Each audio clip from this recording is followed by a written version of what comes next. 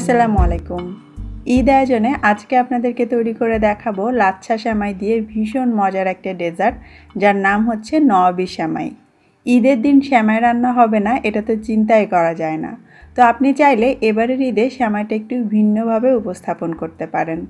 আশা করছি আমার আজকের রেসিপি আপনাদের ভালো লাগবে এবং এবারের ঈদে আপনারা এটা ট্রাই করবেন। চলুন তাহলে আর কথা না বাড়িয়ে দেখে নেওয়া যাক আমাদের আজকের নওয়াবী লাচ্ছা সেমাইয়ের রেসিপিটা। আমাদের আজকের রেসিপির প্রধান যে উপকরণ সেটা হচ্ছে লাচ্ছা সেমাই। আপনি চাইলে দোকানের কেনা প্যাকেট লাচ্ছা সেমাই ব্যবহার করতে পারেন, তবে আজকে আমি নিজ হাতে বানানো লাচ্ছা সেমাই দিয়ে এই ডেজার্টটা তৈরি করব। কিভাবে ঘরে এরকম লাচ্ছা সেমাই বানাতে হয় তার একটা ভিডিও আমি কয়েকদিন আগেই আপলোড করেছি। ডেসক্রিপশন বক্সে দেওয়া লিঙ্ক থেকে আপনারা চাইলে সেটা দেখে নিতে পারেন। আমি এখানে 1 চাকা লাচ্ছা সেমাই নিলাম, তারপর এটাকে ছোট টুকরো করে ভেঙে নিচ্ছি। এতে করে ডেজার্টটা পরিবেশন করতে যেমন অনেক সহজ হয়ে যাবে, তেমনি খাওয়ার সময়ও কিন্তু অনেক সুবিধা হবে। হাত দিয়ে আলতো হাতে এইভাবে একটু চাপ দিলেই দেখবেন মুড়মুড় করে সেমাইগুলো ভেঙে যাচ্ছে। যতটা ছোট করা সম্ভব ততটা ছোট করে এটাকে একটু ভেঙে নিতে হবে। সেমাইগুলো ভাঙা হয়ে গিয়েছে, এবারে আমি চলে যাচ্ছি পরবর্তী ধাপে।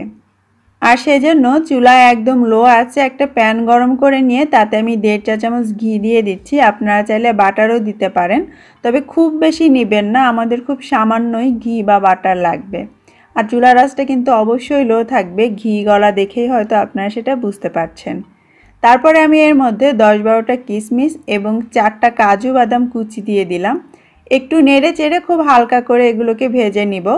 তারপরে আমি এর মধ্যে সেই ভেঙে রাখা লাচ্ছা সেমাইগুলো দিয়ে দিচ্ছি। আলতো করে একটু নেড়ে মিশিয়ে নিব। লাচ্ছা সেমাই আসলে ওইভাবে ভাজার কিছু নেই, কারণ এটা অলরেডি ভাজা একটা সেমাই। জাস্ট একটু নেড়ে চেড়ে মিশিয়ে নেওয়ার পরে এবারে আমি এর মধ্যে দিয়ে দিব 1/3 কাপ পাউডার মিল্ক। আপনি চাইলে কিন্তু মাওয়া কুচি করে বা এটাকে গ্রেট করেও দিতে পারেন পাউডার মিল্কের পরিবর্তে। সাথে 2 টেবিল চামচ চিনি দিয়ে দিলাম। এবারে আবারও সব কিছু একসঙ্গে নেড়ে মিশিয়ে নিব এবং চুলার আঁচটা একদম লোতে থাকবে। লো আঁচে রেখে যতক্ষণ না সব কিছু খুব ভালোভাবে মিশে যাচ্ছে এবং চিনির দানাগুলো ঠিকমতো বোঝা যাবে না, অর্থাৎ চিনিটাও মোটামুটি গলে যাচ্ছে, ততক্ষণ নাড়তে হবে।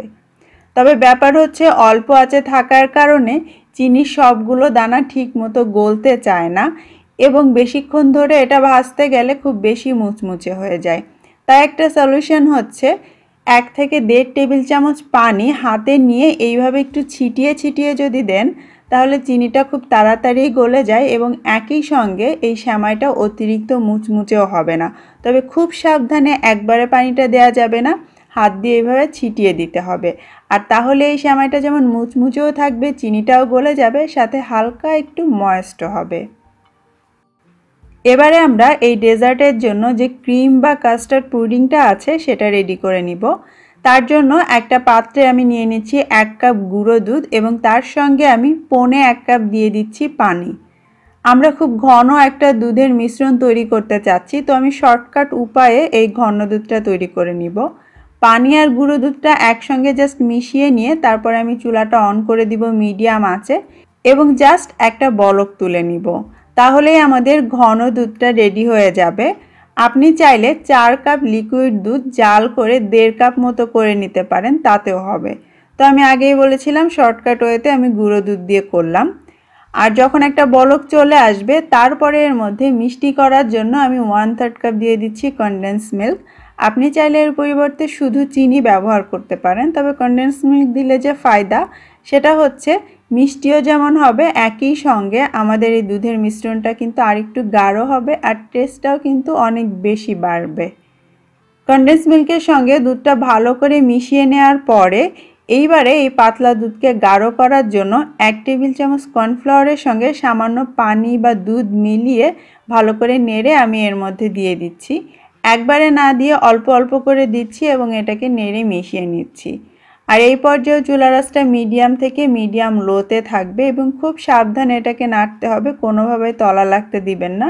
আর কিছুক্ষণের মাঝেই দেখবেন মিশ্রণটা গাঢ় হয়ে গিয়েছে এবং সাথে সাথে চুলাটা বন্ধ করে দিতে হবে অথবা চুলা থেকে নামিয়ে নিতে হবে, তা না হলে কিন্তু বেশি গাঢ় হয়ে যাবে। আর আপনি চাইলে এর মধ্যে কোনো ধরনের এসেন্সও অ্যাড করতে পারেন। এবারে আমরা চলে এলাম আজকের রেসিপির সর্বশেষ ধাপ অর্থাৎ পরিবেশনে। তার জন্য আমি এরকম ছোট ছোট ডেজার্ট কাপ ব্যবহার করছি, তবে আপনারা চাইলে বড় কোনো সার্ভিং ডিশেও কিন্তু একইভাবে লেয়ার করে নিতে পারেন।